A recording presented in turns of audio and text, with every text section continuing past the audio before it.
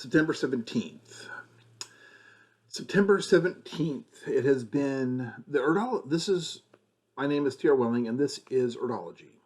This is the Erdology Working Gears day-to-day calendar. It's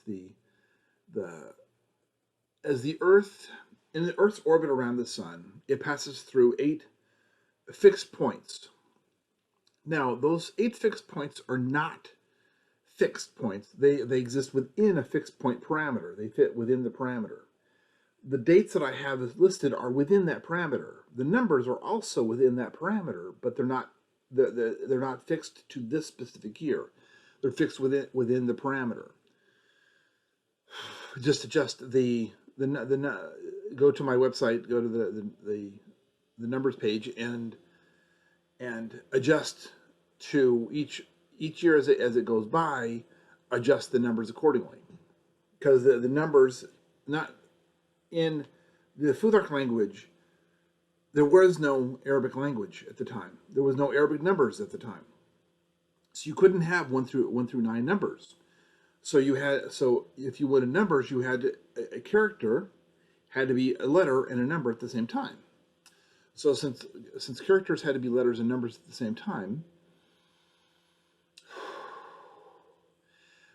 it's been 322 days since October 31st, Halloween, and October 31st is 322. The number 322 translates to the Futhark characters of P and N. There's been 277 days from midwinter, the half the year mark, midwinter, December 22nd, give or take, which translates to the characters of J and K.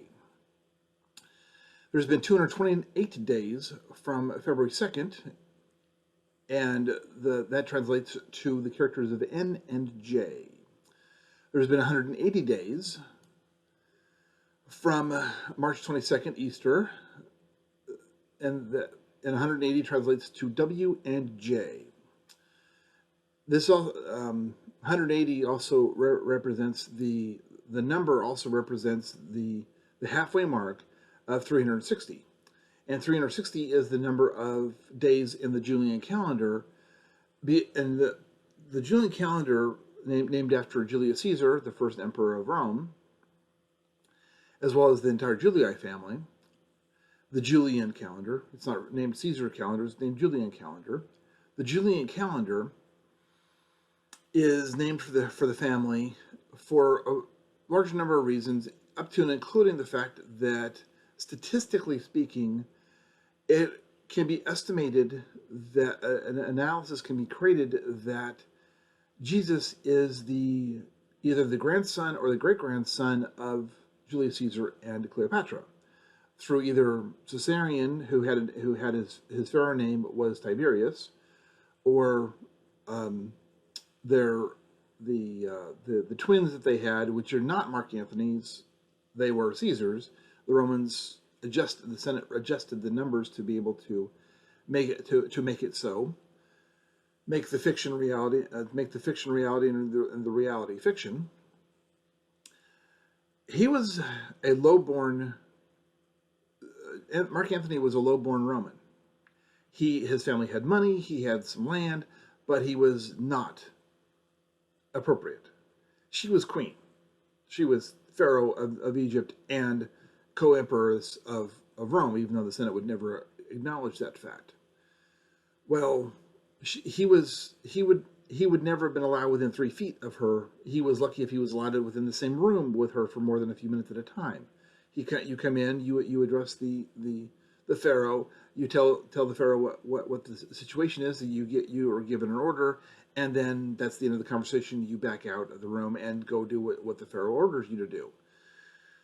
Well, that's their interaction. The Senate blew it into this whole huge fiction of a romance, and the twins were his, and her next son was his too. I'm like, this is no basis in reality. But that's all right. So was her death. Her death had no basis in reality. She sailed out of Actium and after a bit of time, she sailed out of the Med to Northumberland and set up shop where she had ordered in years previous.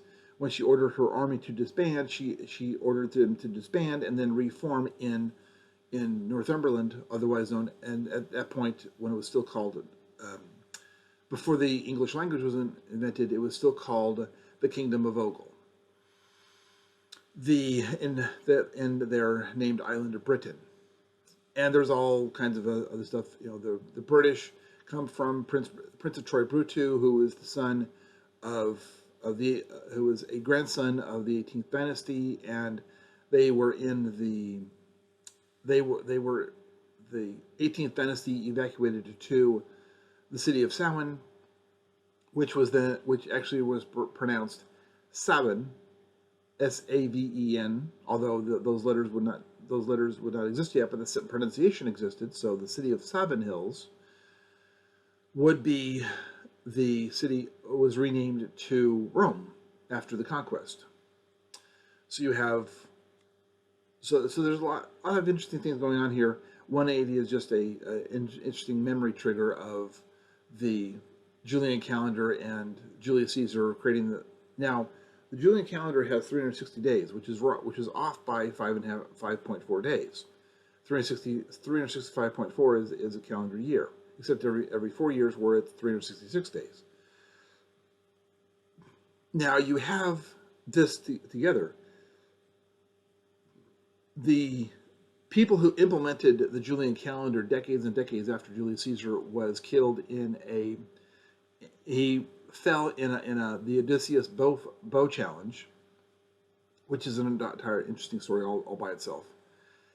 He was killed by arrows, not by daggers, or he may have been killed by he may have been hit by a few daggers after the arrows slowed him down and they could go over and impale him with, but it was mostly arrows. Odysseus situation. That's the Ides of March 15th. The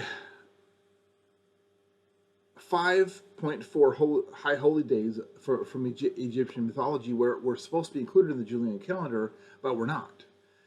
So after 1500, almost 1600 years from the implementation of the calendar semi-world empire-wide, to the Pope when Gregor the 13th in I think 1582 fixed the math and made the Gregorian calendar. That those missing 5.4 days were put back into place, although they were supposed to be there beforehand. And the reason why they were not there is because those 5.4 days are the major equinoxes and solstices of this calendar, of this science. There's midsummer and midwinter. There's Easter. There's August, and of course Halloween. So you have the 5 of them, and then every 4 years there's of course Imbolc, February 2nd, which accounts for February 29th. But you can't exactly make 32 days in January. You have to add it in to the end of February. 180 translates to the letters of J, W, and J. There's been on this specific day. There's 140 days from May 1st, which translates to the characters of K and M. There's been 89 days from midsummer, June 22nd, which translates to the characters of A and T. There's been 47 days from August 2nd, which translates to the letters of U and O. And there's been 363 days, approximately, from September 22nd, and 363 translates to S and TH. Now, within the framework of this science is letters become numbers, numbers become letters. Within that framework, you have a interesting dynamic of there's a language here because there's so many there's hundreds, thousands of characters, and in the hundreds of thousands of characters that are present, you're going to have repeat combinations of letters. Or repeat combinations of letters mean there's a word. Those are words. Repeat words create sentences. Sequences of words create sentences. Sentences create paragraphs. Paragraphs create chapters. There's information here. There's information in what the planet does. There's languages within what humans do with our body, with ourselves, with the actions that we do, and what we can do, what we cannot do. There's actions here. Those actions are language. There's also that language is also a map of time.